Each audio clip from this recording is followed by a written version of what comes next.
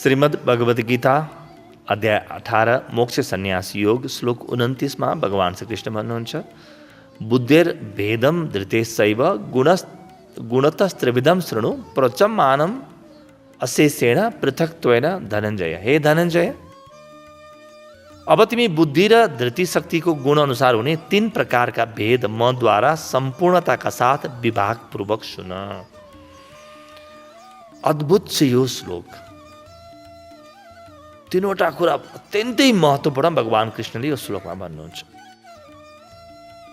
यो गुरुको करुणा झल्किन्छ के। भगवान कृष्णले देख्नु होला कि यो अर्जुन जाग्न खोजिरहेको छैन। प्रयास त गरेको छ, त प्रयास चाहिँ धमिलो छ। प्रयास मध्यम कोटिको छ, उच्च कोटिको प्रयास छैन। त्यसकारण तीनवटा शब्द भन्नुहुन्छ। एउटा के भन्नुहुन्छ? पहिलो चाहिँ म अशेषेण बुद्धि र धृतिको भेद, 3 गुण अनुसारको बुद्धि र धृतिको भेद केही पनि बाँकी नराखिकन सम्पूर्णताका साथ तिमीलाई भन्छु सुन।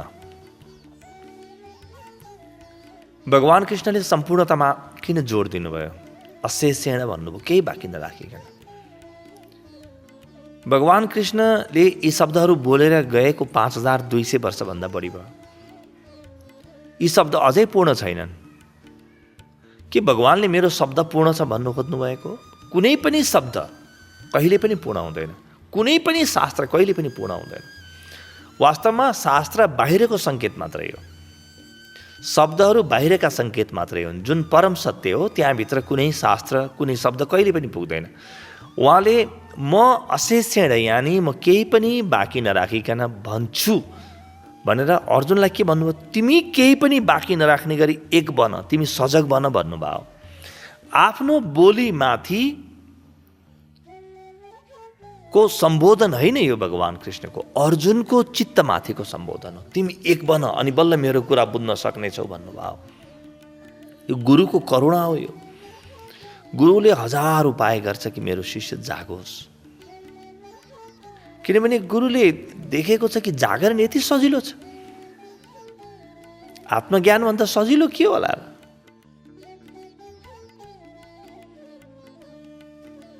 जैन सन्तहरूको बारेमा आउँछ नि कि कसैले गएर सोध्यो कुनै जागेको आत्मज्ञानी जैन सन्तलाई कि तपाईँ चाहिँ यो आत्मज्ञानभन्दा पहिले के गर्नुहुन्थ्यो?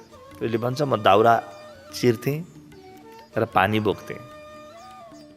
त्यसपछि व्यक्तिले सोध्यो कि आत्मज्ञानपछि तपाईँ के गर्नुहुन्छ?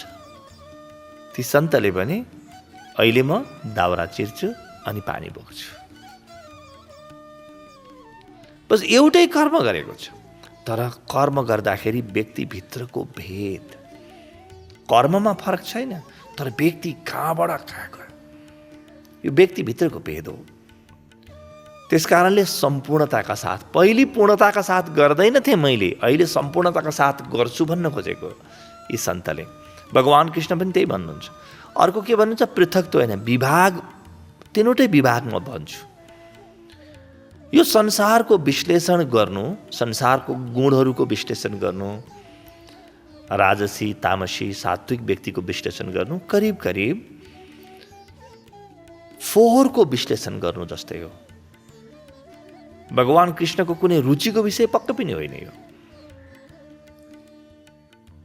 त्यो त शिष्यप्रतिको करुणा हो कि उहाँ शिष्यको तलमा झर्दै हुनुहुन्छ। किनभने शिष्य त फोहोरको डुङ्गुरमा छ। त्यही फोहोरको डुङ्गुरमा झर्नु पर्यो भने देखाउनु पर्यो तिम्रो फोहोर यस्तो छ। गुण भनेको के हो? फोहोरै त हो नि। त्यो कचरा हो त्यो। अब त्यो कचराको बारेमा उहाँ भन्दै हुनुहुन्छ कि यो कचरा चाहिँ ले बुद्धि र धृतिलाई यसरी असर गर्छ अर्जुन। त भगवान कृष्णले कचराको विश्लेषण गर्न खोजेको होइन, उहाँले त परमात्मा देखाउन खोज्नु भएको। तर अर्जुनको लागि कचराको विश्लेषण गर्दै हुनुहुन्छ अनि भन्नुहुन्छ कि म अलग अलग देखाउँछु, सबै कुरो बुझाइदिन्छु भन्दै हुनुहुन्छ। किन? अर्जुनभित्र रस पसोस्। मैले सबै कुरा बुझ्ने भएँ भन्ने रस पस्यो भने तत्काल जाग्न सक्छ भन्ने लोभ हो। तेस्रो शब्द छ सुन। है शृणु। किन सुन भन्नुहुन्छ? के योभन्दा पहिले सुनेनन् होला? होइन। भगवान कृष्णलाई के थाहा छ भने व्यक्तिले, शिष्यले राम्रोसँग सुन्यो, पुरा प्राणका साथ सुन्यो भने सुन्नु नै परम साधना हो। त्यसैले तपाईँलाई ब्रह्मज्ञानसम्म पुर्याइदिन्छ। श्रवण गर्न जान्ने व्यक्तिले अरू केही पनि गरिराख्नु पर्दैन। न जप, न तप, न पाठ, न योग, न प्राणायाम, न ध्यान, न समाधि, केही पनि गर्नु पर्दैन सुन्ने व्यक्तिले। त्यस कारणले अर्जुनभित्रको श्रवणको क्षमतालाई ललकारी राख्नु भएको छ। म फेरि भन्छु, सुन्नमा जोड। भगवान कृष्णले के भन्नुहुन्छ त्यो महत्त्वपूर्ण कुरा होइन।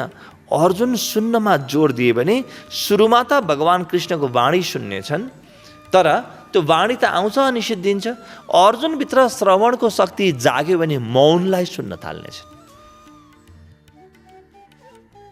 त्यो मौन पनि सुन्लान् भन्ने जोड हो। त्यस कारणले यो अद्भुत छ यो करुणा। शिष्यले मागेकै थिएन यति ठुलो कुरा। अर्जुनले त बस म यो युद्ध लड्दिनँ, म जान्छु, मलाई के ठिक हो के बेठिक हो भनिदिनुहोस् मात्रै भनेका थिए। हेर्नुहोस् त भगवान कृष्णले के गर्नुभयो, गुरुले के गर्छ, सद्गुरुले कि नमागेको व्यक्तिको पोल्टोमा पनि परमात्मा हालिदिन्छ। अर्जुनको पोल्टामा परमात्मा पस्किदिए र ब्रह्माण्डको सबैभन्दा प्यारो ज्ञान जन्मियो, गीता ज्ञान जन्मियो। यी तीनवटा भावको कारणले। बुद्धेर भेदम धृतेशैव गुणतस्त्रिविधम शृणु। 3 प्रकारका भेदहरू केमा? बुद्धि र धृतिको। बुद्धि के हो? कुनै पनि कुरालाई जान्ने क्षमता र निर्णय गर्ने क्षमता बुद्धि हो। अब मैले निर्णय त गरेँ नि, त्यो गरेको निर्णय वा जानेको ज्ञान ममा रहिराख्नु पर्यो कि परेन? टिक्नु त पर्यो नि। यो धृति हो। धृति भनेको धारणा शक्ति व्यक्तिको।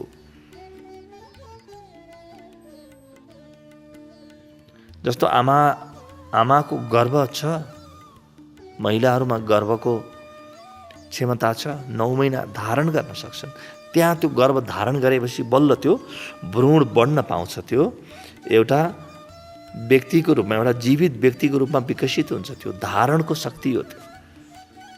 त्यस्तै मैले कुनै ज्ञान सिकेँ, कुनै कुरा सिकेँ, कुनै ज्ञान मलाई आयो, मेरो बुद्धि खुल्यो भने त्यसलाई मैले निरन्तर याद गर्न सक्छु कि सक्दिनँ? त्यसलाई मैले धारणा बनाउन सक्छु कि सक्दिनँ?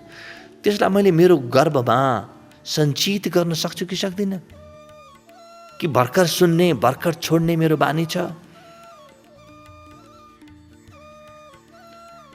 यो धृति र श्रवणको सम्बन्ध छ। त्यस कारणले यो धृतिको विषयमा चर्चा गर्दाखेरि श्रवण गर, सुन भन्दै हुनुहुन्छ भगवान कृष्णले। सुनेको कुरा अर्जुन तिमीले त्यसलाई आफूमा राख, होल्ड गर, निरन्तर याद गर। यो होइन कि सुन्यौ घर जाऊ सबै सिद्ध्याऊ। हाम्रो त हुन्छ नि कि प्रवचन सुन्यौ वा गुरुले कुनै साधना पद्धति दिएको थियो, एकछिन अनुभव गयो, घर पुग्दाखेरि जस्ताको तस्तै पुनर्मुसीको भव। भगवान कृष्ण भन्नुहुन्छ कि हेर, तिम्रो बुद्धिको क्षमता पनि 3 प्रकारका हुन्छन् र धृति पनि 3 प्रकारका हुन्छन्। बुद्धि र धृति यानि धारणा, धैर्यता 3 प्रकारका हुन्छन्। मबाट सुन। बुद्धिको क्षमता 3 प्रकारको, 3 प्रकारका बुद्धि हुन्छ। किनभने मेरो बुद्धि जस्तो छ, मेरो जीवन त्यस्तै हुने त हो नि। मेरो बुद्धि यदि तामसी छ भने मेरो जीवन सात्विक कसरी हुन सक्छ त? मेरो बुद्धि जबसम्म विकसित हुँदैन तबसम्म जीवन विकसित हुँदैन। त्यस कारणले त जीवन विज्ञानमा हामी यति जोड दिन्छौँ कि तपाईँ आफ्नो भविष्यको चिन्तन गर्न थाल्नुहोस्।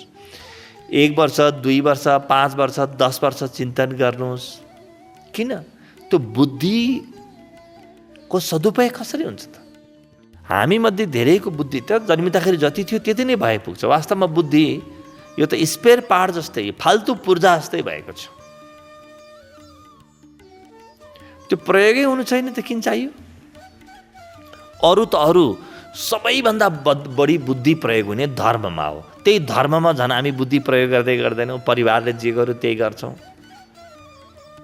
बुवा हजुरबाले जुन शास्त्र पढे त्यही पढ्छु, जसरी टीका लगाए त्यसरी टीका लगाउँछु, जसरी पूजा गरेँ त्यसरी पूजा गर्छु, जुन मन्दिर गए त्यही मन्दिर वा त्यही मस्जिद जान्छु, म त्यही गिर्जाघर जान्छु। त धर्ममा त बुद्धिको प्रयोग भएन भने बुद्धिको प्रयोग चाहिँ कहाँ गर्ने त? संसार त आधा निधाएर पनि चलिहाल्छ। आधा निधाएका मान्छेहरूले संसार चलाइरहेका छन्। अर्को आधा जुन निधाएका छैनन् त्यो पनि संसारप्रति जागेर हो, परमात्माप्रति त जागेकै छैनन्। त संसार त करिब करिब सपनामा हिँडे बराबर हो। यो सपनाको यात्रा हो, स्वप्नलोकको यात्रा हो। यो संसार, पुरै संसार सपना हो।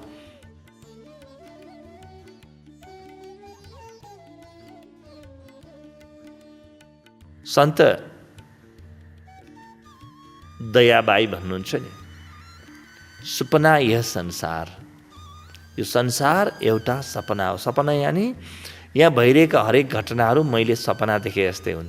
सपनामा म जागेँ भने सपना बाँकी रहँदैन। त्यसै गरी जीवनमा म बाँकी भने, म जागेँ भने संसार बाँकी रहने छैन। यो धृतिको शक्ति हो। म कति बेरसम्म जागरणमा रहन सक्छु। ममा धृतिको विकास भएको छ कि छैन? यसको आधारमा भगवान कृष्ण भन्नुहुन्छ कि व्यक्तिहरूलाई 3 भागमा विभाजित गरिन्छ: सात्विकी, राजसी र तामसी धृति।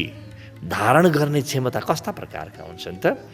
यो आगामी श्लोकहरूमा यस विषयमा चर्चा आउँछ।